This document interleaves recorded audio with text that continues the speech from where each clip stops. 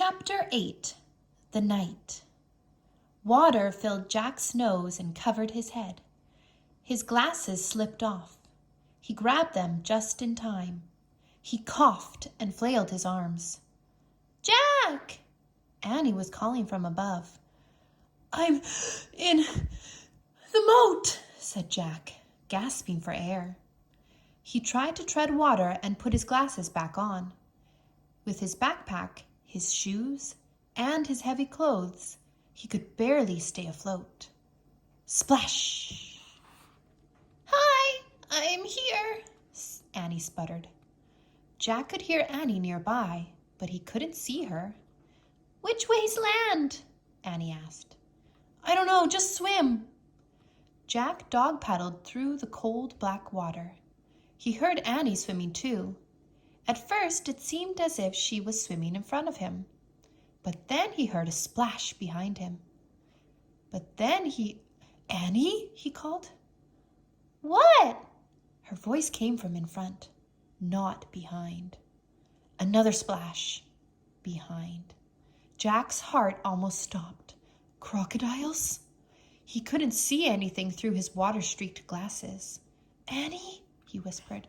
"What?" "Swim faster." "But I'm here. I'm over here, near the edge," she whispered. Jack swam through the dark toward her voice. He imagined a crocodile slithering after him. Jack's hand touched a wet, live thing. "Ah!" he cried. "It's me! Take my hand," said Annie. Jack grabbed her hand. She pulled him to the edge of the moat. They crawled over an embankment onto the wet grass. "Oh, man," Jack said. He was shivering all over. His teeth were chattering. He shook the water off his glasses and put them back on. It was so misty he couldn't see the castle. He couldn't even see the moat, much less a crocodile. We made it," said Annie. Her teeth were chattering. "I know," said Jack, "but where are we?" He peered at the foggy darkness. Where was the drawbridge, the windmill, the hog house, the grove of trees, the tree house?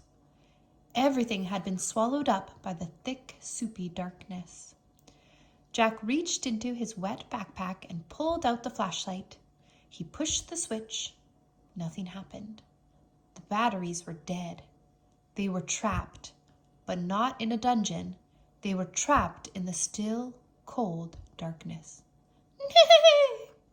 A horse's whinny echoed through the night. The clouds parted. A full moon was shining in the sky. A pool of light spread through the mist.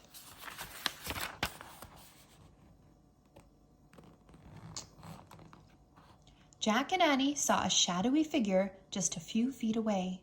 It was the knight. The knight sat on the black horse. His armor shone in the moonlight. A visor hid his face, but he seemed to be staring straight at Jack and Annie.